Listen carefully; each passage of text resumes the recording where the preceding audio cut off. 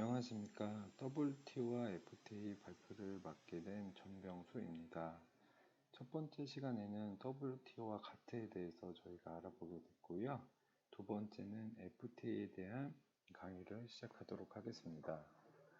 우선 FTA라는 자유무역협정, 프리트레이드 어그리먼트가 출현하게 된 배경에 대해서 세계화의 진정과 자유무역 확대에 대한 순서를 말씀드리도록 하겠습니다.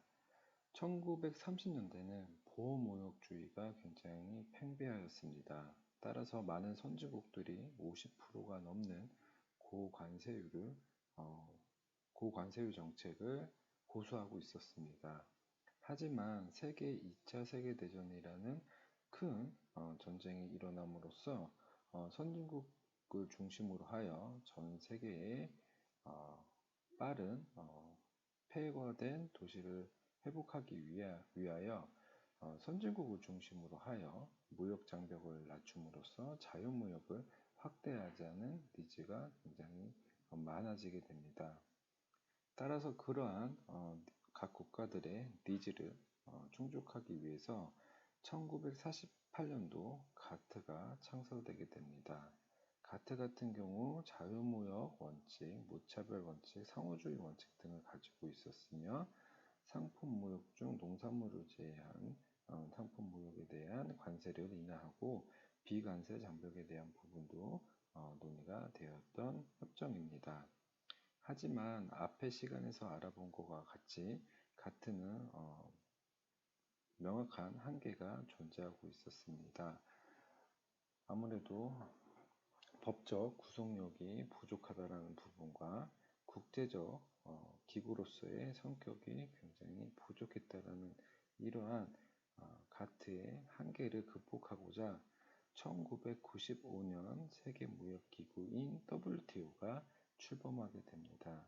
WTO 같은 경우에서는 모든 상품 시장을 개방하고 상품, 서비스, 지적재산권, 투자, 분쟁 해결 등 굉장한 포괄적인 내용들과 범위에 대한 규범을 만들어서 그 규범에 따라서 가트와 다르게 법적 구속력과 국제적 기구의 조직까지 같이 갖춤으로써 자유무역주의를 수행할 수 있는 기반을 마련하는 굉장히 큰 무역과 관련돼서 의미가 있는 기구라고 보실 수 있겠습니다.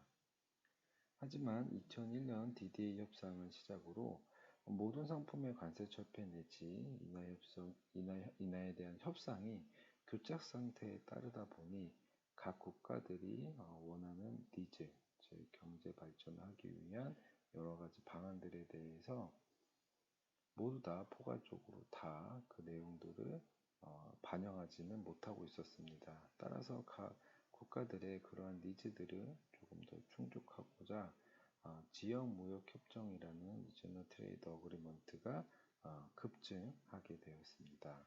따라서 양자 간 아니면 수자 간의 관세를 철폐하고 상품, 서비스, 무역 분쟁 및 해결, 정보 돌발, 지적재산권 등 지역 경제의 통합 범위를 확대함으로써 FTA가 출현하게 됐던 배경이라고 살펴보실 수 있겠습니다. 저희가 배워야 될 FTA에 대한 의의를 설명드리도록 하겠습니다. FTA는 프리 트레이드 어그리먼트, 즉 자유무역협정이라고 불러지고 있습니다. 특정 국가 간 자유무역을 실현하기 위하여 상품, 서비스, 교육에 대한 관세 및 기타 무역 장벽을 철폐함으로써 배타적인 무역 특혜를 서로 부여하는 지역무역협정의 하나의 종류입니다. 현재 2016년도 3월 기준으로 지역무역협정 발효 건수는 지금 보시는 그래프와 같이 427건이며 그 중에 자유무역협정이 240몇 건으로 가장 많은 비중을 차지하고 있습니다. 네, 그럼 FTA가 출현하게 된 배경에 대해서 앞에 배웠지만 FTA가 점점 확산될 수밖에 없는 주요 원인에 대해서 조금 더 상세하게 말씀드리도록 하겠습니다. 우선 첫 번째로 뽑을 수 있는 것은 다자가 무역 규범의 주체인 WTO의 교섭력 하락입니다. 가트와 다르게 WTO 같은 경우에서는 모든 의사결정을 만장일치로 수행하지는 않고 예외적으로 다수결의 원칙도 수행하고 있지만 대부분 아무래도 만장일치라는 의사결정을 많이 수행하다 보니 각 국가들의 원하는 니즈들을 모두 다 수용할 수는 없었습니다. 따라서 교섭력은 자연스럽게 하락할 수밖에 없었고 이러한 교섭력 하락이 FTA를 확산시킬 수 있는 주요 원인의 첫 번째로 꼽을 수 있겠습니다. 두 번째는 경제 통합에 대한 기업들의 수요 증가입니다. 또 세 번째는 FTA를 통한 경제 성장 추구입니다. 아무래도 WTO에서 규정할 수 있는 경제 정책은 한정적이기 때문에 조금 더 각 국가들의 이익을 대변할 수 있는 지역무역협정 중의 하나인 FTA를 통해서 많은 국가들은 경제 성장을 추구하고자 하는 것이 또 FTA 확산의 주요 원인이라고 볼 수 있겠습니다. 앞에 첫 번째, 두 번째, 세 번째는 적극적인 FTA 확산의 원인이었다고 보시면 네 번째는 소극적인 원인입니다. 미체결 시에 반사적 피해를 방지하기 위해서라도 FTA가 확산되고 있다고 볼 수 있겠습니다.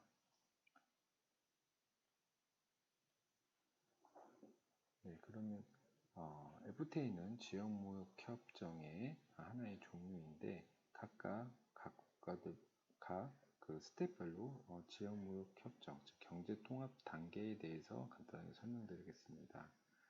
우선 지역무역협정, 관세동맹, 공동시장, 단위 및 왕적 경제통합, 즉 네 가지 스텝으로 나눠서 경제통합 단위를 설명드릴 수 있겠습니다. 우선 첫 번째, 회원국 간의 관세를 철폐하는 것을 중심으로 하는 것이 바로 영내관세 철폐, 자유무역협정 FTA라고 보실 수 있겠습니다. 여기서 저희가 보통 이제 지역무역협정 RTA를 적어야 되지만 FTA에 대해서 배우고 있기 때문에 우선 FTA라고 대표적으로 지역무역협정의 대표로 기재하게 되었습니다. 두 번째 경제통합 단위로는 관세 동맹이 있겠습니다. 영내 관세 철폐뿐만 아니라 역외 공동 관세까지 부과하는 것이 관세 동맹의 특징이라고 살펴보실 수 있겠습니다. 세 번째 스텝으로는 커먼 마켓 공동시장이 있습니다.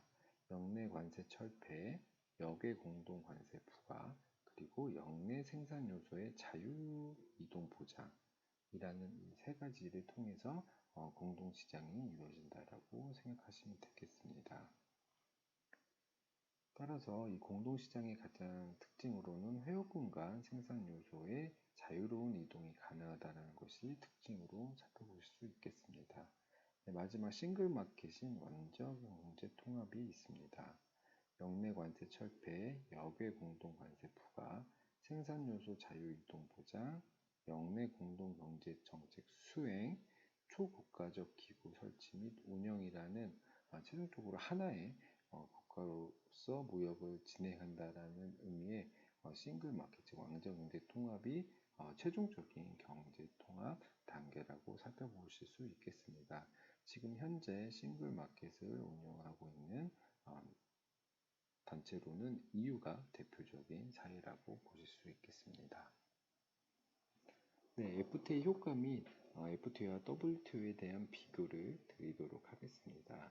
우선 WTO와 FTA의 공통점은 회원국 간 무역 장벽을 축소하고 상품과 서비스의 교육 및 투자를 촉진하고 고용을 촉진하는 것입니다. 즉 결론적으로 회원국의 경제 발전과 국민들의 경제적 후생을 증대하고자 하는 목표를 가지고 있는 것이 WTO와 FTA의 공통점이라고 살펴보실 수 있겠습니다.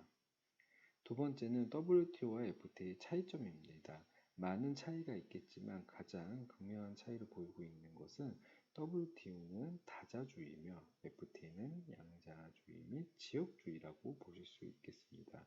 따라서 WTO는 모든 회원국에게 최국 대우라는 원칙을 제공하지만 FTA는 회원국 간에는 낮은 관세율을 적용하여 비회원국 간의 차별성을 두고 있고 이는 즉 최국 대우의 예외로 인정될 수 있는 것이 가장 큰 차이라고 보실 수 있겠습니다. 따라서 FTA와 WTO와 FTA 같은 경우에서는 반대되는 개념이다라고 생각할 수도 있겠지만 본 발표자 생각 같은 경우에서는 WTO와 FTA는 서로 부족한 것을 도와주고 상호 보완적으로 이루어지는 무역 정책, 즉 통상 정책이라고 라는 생각이 듭니다. FTA의 경제적 효과로는 무역 효과로는 신규 무역 창출, 수익 거래선 전환, 생산시설 재배치가 있고요. 시장 효과로는 규모의 경제 발생, 기업 간 경쟁 심화, 기업 투자 증가 같은 다양한 경제적인 효과를 볼 수 있겠습니다. 네, FTA는 협정이기 때문에 각 국가마다 협정을 맺고 그 협정에 대한 협정문이 구성이 되게 됩니다.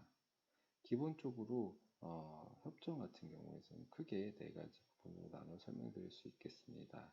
상품 무역 협정, 서비스 무역 협정, 투자 협정, 분쟁 해결, 제도 협정 이 네 가지 분야로 나눠서 협정에 대한 종류를 설명드릴 수 있겠습니다.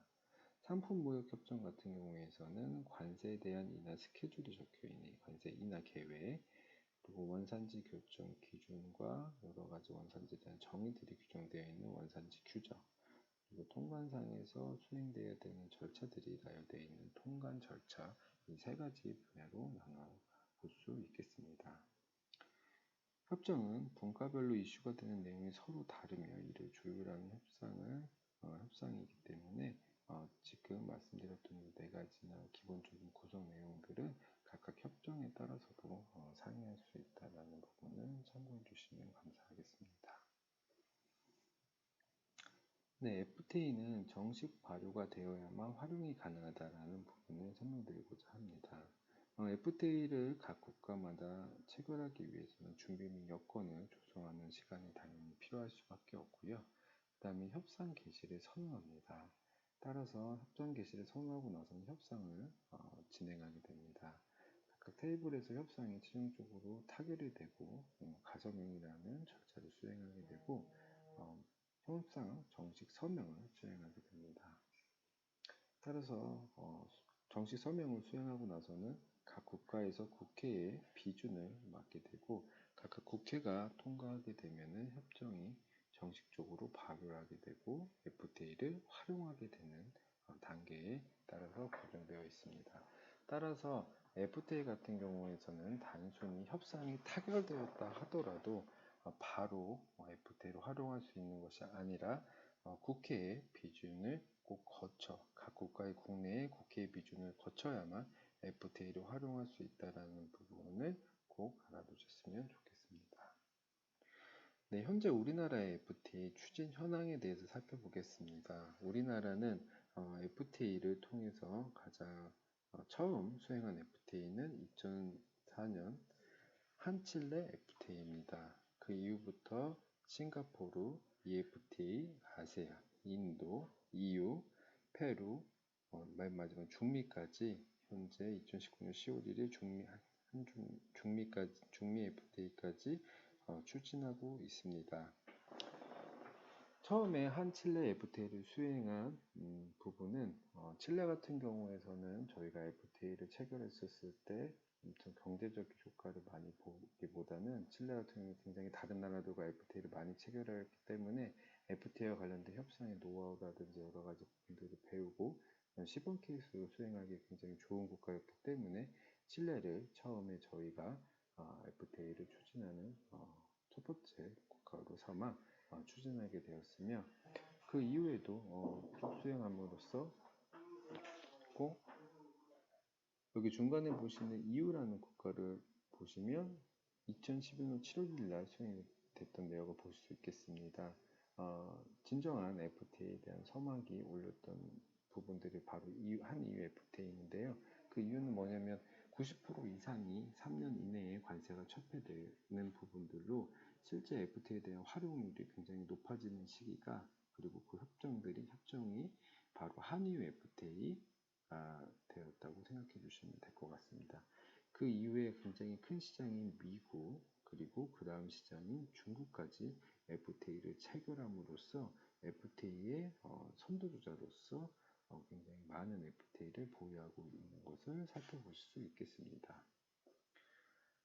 앞전에 설명다시피 국회의 비준을 거치지 않고 타결된 FTA 같은 경우에서는 영국, 이스라엘, 인도네시아, 한중미, 한개국 같은 경우 총 4건, 4개국에 대해서 타결이 돼서 국회의 비준을 준비하고 있는 것을 살펴볼 수 있겠으며, 협상 중인 FTA 같은 경우에서는 지금 보시는 것 같이 다양한 FTA에 대한 부분들을 협상을 준비하고 발효하려고 하고 있는 것을 살펴보실 수 있겠습니다. 따라서 우리나라의 FTA 추진 현황만 살펴보더라 하더라도 우리나라의 통상 정책의 가장 중심에 선 FTA가 앞으로 우리나라의 기업들이 좀 더 많이 활용을 수행할 수밖에 없는 구조라는 것을 바로 간접적으로 느낄 수 있는 부분이라고 생각합니다.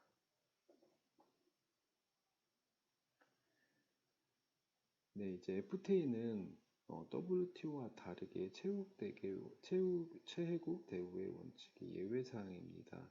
따라서 다른 국가 기본 관세율이 5%였을 때 가정을 해봤을 때 FTA를 맺어 우리나라 물건은 0%로 수행을 하게 해준다고 했었을 때 수입 그 나라에서 수입하는 경우 실제로 우리나라 제품이라는 것을 입증을 해야 됩니다. 그 입증의 도구로서 사용되는 것이 바로 7번째 항목인 원산지입니다. 따라서 원산지는 수출입 물품의 국적을 의미하는 것으로서 제품이 생산, 제조, 가공된 국가를 의미하고 있습니다. FTA 무역 체제에서는 본질적으로 FTA 체약국, 영내국, 당사국에만 관세 혜택을 부여하므로 FTA로 인한 관세 혜택을 받기 위해서는 수출 물품의 원산지 증명이 필수적입니다. 수출 물품이 협정에 따라 각 규정된 원산지 결정 기준을 적법하게 충족하고 이에 맞는 원산지 증명서 CO를 제시하여 FTA 기준에 일치하는 메드 인 코리아로 인정을 받게 됩니다.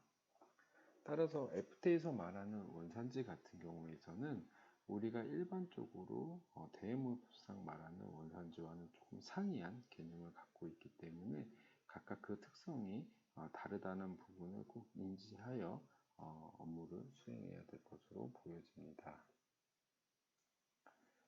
네, FTA 특징 중 하나인데요. FTA는 복잡한 규정 및 절차를 가지고 있습니다.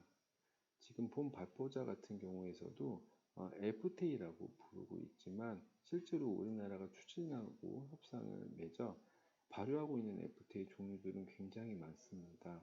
예를 들면 한중 FTA, 한미 FTA, 한EU FTA 이 세 가지 FTA만 예를 들어본다 하더라도 각각 FTA마다 협상의 내용이라든지 아니면 관세를 인하하는 업무의 범위라든지 원산지를 판정하는 원산지 결정 기준이라든지 이런 모든 것들이 상이하게 됩니다. 하지만 우리가 그런 모든 협정, 이 세 가지 협정을 FTA로 부르고 있기 때문에 많은 분들이 실제로 이 세 가지 협정이 같은 FTA라고 생각하실 수 있겠습니다. 이러한 오해를 통해서 많은 분들이 실제로 FTA를 활용할 때 많은 애로사항이 발생하고 있습니다. 그래서 저희 같은 경우에서는 명확하게 각 국가들마다 맺은 FTA는 서로 다른 협정이고 그것을 단순하게 부르는 의미의 FTA 자유무역 협정이라는 부분을 이해해야 될 것 같습니다. 따라서 FTA 같은 경우에서는 원산지 결정 기준이 복잡하고 원산지 판정 비용이 증가되고 각 협정별로 상이한 원산지 결정 기준들이 있기 때문에 이러한 부분들을 신조어로 스파게티 볼 효과라고 부르고 있습니다.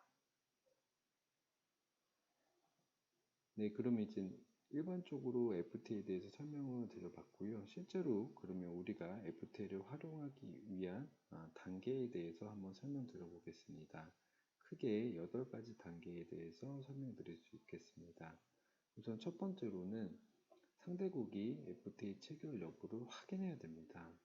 즉 FTA를 체결한 국가들만 체국대회 원칙의 예외로서 인정을 해주는 것이기 때문에 실제로 내가 수출하려고 하는 국가가 FTA 협정을 맺고 있는지에 대한 부분부터 첫 번째 확인을 해야 될 것으로 생각됩니다. 두 번째로는 수출 물품의 HS 코드를 확인해야 됩니다. HS 코드라는 부분은 아마 다 아실 것이라 생각이 됩니다. 이 HS 코드가 각 국가마다도 상이할 수 있으며 실제로 굉장히 많은 분쟁의 소지가 되고 있고 실제 무역을 하는 경우에 관세나 여러 가지 제도들의 기준점이 되기 때문에 굉장히 중요한 요소입니다. FTA도 이 HS 코드에 따라서 관세 인하 스케줄이라든지 원산지를 판정하는 방법이 상이해지기 때문에 이 수출 물품의 HS 코드를 확인하는 부분이 두 번째 저희가 FTA를 활용하기 위한 스텝이라고 보실 수 있겠습니다. 세 번째로는 수출 물품의 관세 혜택 확인입니다. 많은 분들이 FTA를 발효하면 관세가 바로 다 철폐되는 것이라 생각이 되지만 실제로 관세 부분의 인하가 이루어지지 않는 제품도 협정에 따라서는 상당히 많습니다. 따라서 우리가 수출하려는 물품에 대해서 실제로 협정문상에 해당하는 HS 코드가 관세에 대한 인하 혜택이 있는지에 대한 부분을 살펴보고 인하에 대한 혜택이 있는 경우에 FTA를 활용하고 인하에 대한 혜택이 없는 경우에서는 FTA를 활용하지 않아도 되는 의사결정을 수행해야 될 것으로 보여집니다. 따라서 관세에 대한 인하 혜택이 있다라는 가정하에 스텝 4로 넘어가도록 하겠습니다. 스텝 4 같은 경우에서는 원산지 결정 기준 확인입니다.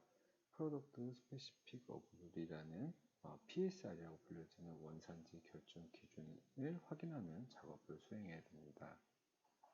보통 대무역법상으로는 원산지를 판정하는 방법을 일반적인 규정으로 규정하고 있지만 FTA 협상에서는 각 산업군이나 HS 코드별로 각각 특성들을 반영하여 원산지를 판정하는 방법인 원산지 결정 기준을 상이하게 규정하고 있습니다. 따라서 FTA를 활용하기 위해서는 수출하는 물품의 HS 코드에 따라서 규정되어 있는 원산지 결정 기준을 확인하고 그 결정 기준에 따라서 단독 기준, 선택 기준, 조합 기준이라든지 아니면 세번 변경 기준, 부가가치 기준이라든지 가공 공정 기준이라든지 다양한 원산지 결정 기준을 확인하는 작업을 수행해야 될 것으로 보여집니다. 다섯 번째로는 스텝으로는 원산지를 판정하는 방법까지 규정이 된 이후에는 실제로 원산지를 판정해야 됩니다. 원산지를 판정하기 위해서는 기본적으로 실무상 필요한 서류로는 자재명세서라는 비ll 오브 매터러스, BOM이라는 서류가 가장 우선시 필요하게 됩니다. 그 외에도 원산지 소명서라든지 제조 공정도 그리고 원산지 확인서 그리고 각 원자재에 대한 구매 입증자료, 수출한 물품에 대한 수출신고 필증이라든지 각 거래 관계에 대한 부분들이 기본적으로 필요하게 되며 부가가치 기준 같은 경우에서는 원가선출 내역서, 가공공정 기준 같은 경우에서는 국내 제조 확인서 등 다양하게 원산지 결정 기준에 따라서 즉 원산지를 판정하는 방법에 따라서 필요한 서류들을 구비하고 각각 협정에서 규정하고 있는 원산지 결정 기준 판정 방법에 따라서 원산지를 판정하는 부분이 필요하게 됩니다. 실제적으로 원산지를 판정해 봤더니 한국산, 즉 영내산이라는 부분이 도출되었습니다. 따라서 영내산인 경우에서는 FTA를 활용할 수 있는 기본적인 본질적인 요건을 충족했다라고 살펴보실 수 있겠습니다. 그 이후부터는 절차적인 부분들을 수행해야 됩니다. 따라서 영내산인 당의 물품에 대해서 원산지 증빙 서류와 관련된 부분들을 작성을 하고 원산지 증명서를 발급해야 되는 업무가 스텝 여섯 번째라고 보실 수 있겠습니다. 그래서 각각 원산지 판정이 필요한 서류들, 그 증빙 서류들을 작성하고 보관하고 있으며 실제로 그러한 서류들을 근거로 하여 발행한 원산지 증명서 CO를 까지 같이 보관하고 그 대장들을 보유하고 있어야 되는 것이 스텝 7의 근거 서류 보관 부분입니다. 마지막으로 스텝 8 원산지 검증이나 고객 실사에 대응해야 됩니다. 실제로 체국대의 원칙, WTO의 자유무역주의에 기본적으로 반하는 부분들이 FTA이기 때문에 실제로 우리나라 사안이 맞는지 안 맞는지에 대해서 상대 국가에서는 검증, 조사를 수행하게 됩니다. 따라서 실제로 수출 물품에 대해서 FTA를 활용한 업체 같은 경우에서는 스텝 7의 근거 서류를 잘 보관하고 있으며 5년 동안 그 근거 서류에 대해서 조사가 나왔을 시 우리가 수출한 FTA를 활용한 당해 제품이 실제로 영내산, 한국산이라는 것을 잘 대응을 하고 항변을 수행해야 되는 것이 마지막 스텝 8의 FTA 활용 단계라고 보실 수 있겠습니다. 아래 그림과 같은 경우에서는 원산지에 대한 판정이 원산지에 대한 원산지 결정 기준이라든지 근거 법령, 활용 방법 등이 굉장히 다양하기 때문에 그러한 스파게티 볼륨과 같은 이런 부분들을 대체하기 위해서 많은 기업체들이 실제 실무적으로는 원산지 관리 시스템이라는 것을 많이 도입하고 있습니다. 이 시스템은 각 협정별로 복잡한 기준들을 조금 더 간편하게 기업들이 원산지를 판정할 수 있도록 도와주는 것으로서 기본적으로 여기 보시는 것 같이 내부 시스템과 내부 장부 그리고 협력업체들과 관련된 정보들을 통해서 기초 정보를 수집하고 이런 정보들을 통해서 원산지를 판정하고 최종적으로 원산지 증명서를 발급하는 업무를 수행하고 있습니다. 따라서 이 원산지를 발급함으로써 수입업체나 원청 업체들에게 FTA에 관련된 원산지를 입증하는 서류인 원산지 증명서나 원산지 확인서 등을 발행하는 부분입니다. 따라서 이러한 활용 단계 1번부터 8번까지 이런 활용 단계들을 거쳐서 FTA를 활용하게 되고 실무적으로는 이러한 부분들의 해결을 도와주고자 원산지 관리 시스템을 많은 우리나라 기업들이 활용하고 있다는 부분으로 생각해 주시면 될 것 같습니다. 네, 이것으로 FTA에 대한 간단한 이론 및 실무에 대한 부분들을 설명드려 봤습니다. 긴 시간 강의 들어주셔서 굉장히 감사드립니다. 이것으로 발표를 마치도록 하겠습니다.